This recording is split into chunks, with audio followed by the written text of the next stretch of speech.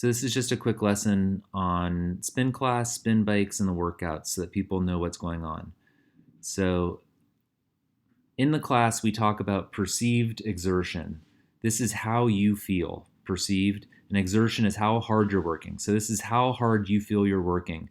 And we talk about it with this scale of numbers. So Tom will say, hey, this should be a 4 or a 5, and that means it's in this green area. And you can see how we describe that. So pause the video here and read through these descriptions. But generally, you know, right between this yellow area and the green area is also something that we call your, functional threshold power, your FTP, and that's an effort that you can maintain for an hour. However, we don't really have an hour in our workout, so oftentimes we use like a 5 or a 20-minute sort of measure of that. So, at a 6, you can hold that for a long time. At a 7, you're not going to last super long. And there's a very notable changeover in that level. So again, pause this and look at it. And here too, we put in some sort of like in the workout what we're doing. Recovery can also be up in this green area. When you're warming up, you're getting up into this. Some of our intervals go between the yellow and the green. Orange, this 9, you're working super hard. You might even be sprinting, definitely sprinting at a 10. Anyways, that's what we're talking about when we say perceived exertion, and when Tom's saying this should feel like a 7. Okay. Now the bikes. When you come in and you set up the bike, you want to adjust the seat. You can adjust it up and down and forward and back. It's all what feels good. The up and down is controlled by this blue lever down in here. Make sure that you really push it, smash it in once you've made your adjustment, because if the seat is wobbly, it means this lever is not really fully clicked in. It has kind of 2 levels that it clicks in. And then, a lot of times I think most of you, I've been finding that the seats need to be pretty far forward. The handlebars, same thing. They have this is the lever that raises the handlebars up and down. Make sure that it's smashed in so the handlebars are not wobbly. You're going to want to be pulling and pushing on the handlebars and not having them move around. Again, to kind of get that mountain bike feel, you probably want to loosen this blue knob on the handlebars and pull the handlebars all the way towards you. And then one last thing, it's kind of hard to see, this knob when you're pedaling, this knob down between your legs, kind of down towards the floor, is the resistance knob. It makes it easier and harder. So to work out harder, you can pedal faster. We're going to talk about that in a second. Or you can increase the resistance. So you're going to play with this to get it in a nice spot. Then most of the bikes have this silver sort of shift lever. If it's over to the left, it'll be easier. And when you kick it over to the right, it's the equivalent of turning the knob once or twice. Not quite sure exactly how it matches up, but it makes it harder. So a lot of our intervals, we flip this on, we go hard, and then we take a break by flipping it off. Okay, the screen. I know it's dark outside sometimes and you can't quite see. This is a picture of the screen. There's some information and there's buttons. Really, the only button you really need to worry about is the stage key, the stage button. It's right in the middle. So even if you can't see it, just push that button in the middle. When Tom says push the stage key, push that button. All right, now the numbers. We have 2 columns of numbers. These numbers here on the left are for the current stage, or sorry, they're the instantaneous numbers. That's the instantaneous numbers. So right now, this person's doing 19 watts. And then the numbers over here are the average. I don't think this is probably Tom taking pictures for us. He hasn't been working out that long, only 19 seconds. So the average and the numbers kind of match up. But this is your instant number. This is the number you've been averaging for the stage. Watts. Watts is like the most important number in terms of what we're measuring.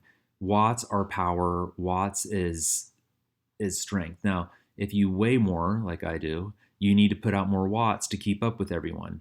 If you're lightweight, fewer watts will get you up a hill faster. But what we want to do as we work out is get good at putting up bigger and bigger numbers here. And when you can do that, you're going to be faster. Hills are going to be easier. You're going to be moving faster. RPM, the second line, is your cadence. RPM and cadence mean the same thing. That's how many times our legs are spinning per minute. 75 to 95 is the most efficient range. Some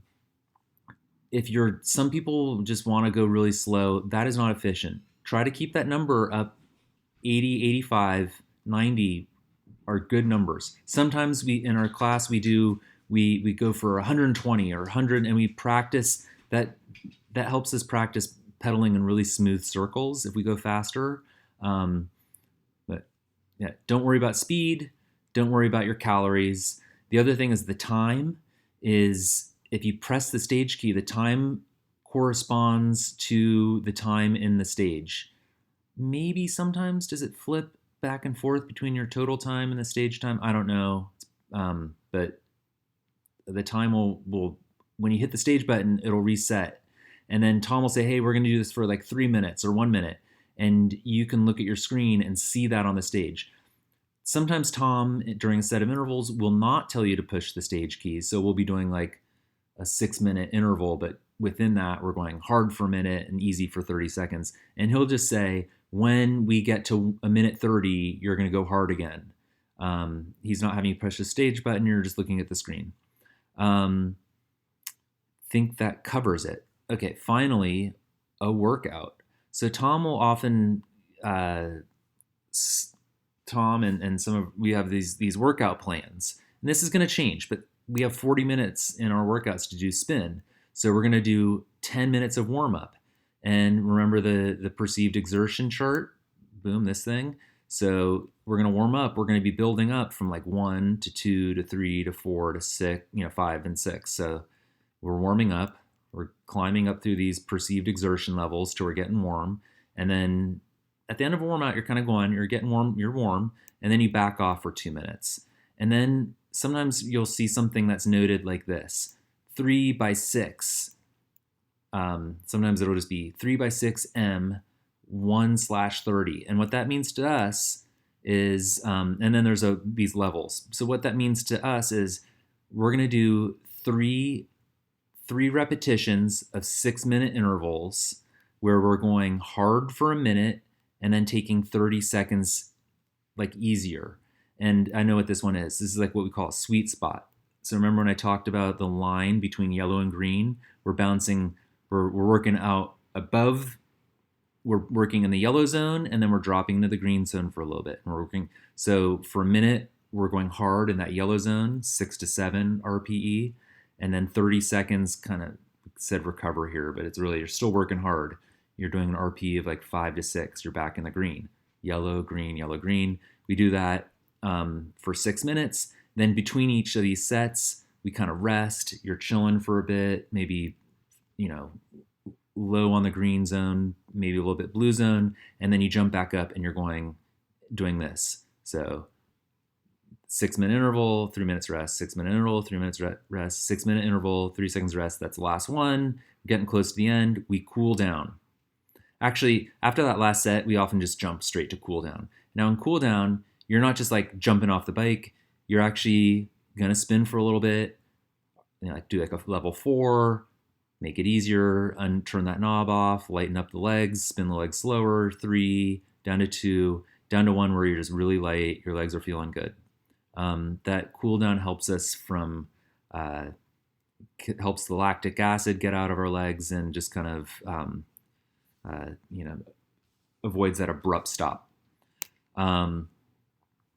So Tom has some technical stuff in here. Really, once you start to learn your wattage numbers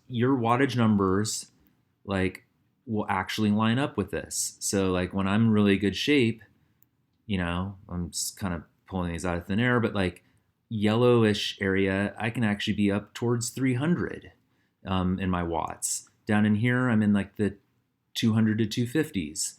Down here, I'm dropped below 200. So when you learn your functional threshold power, oops, you have a number. So say your functional threshold power is 250. Then you do math on that functional threshold power, and these zones, the 5 and 6 match up to these ranges of power. But really, if you do it by feel, that's going to be good as well.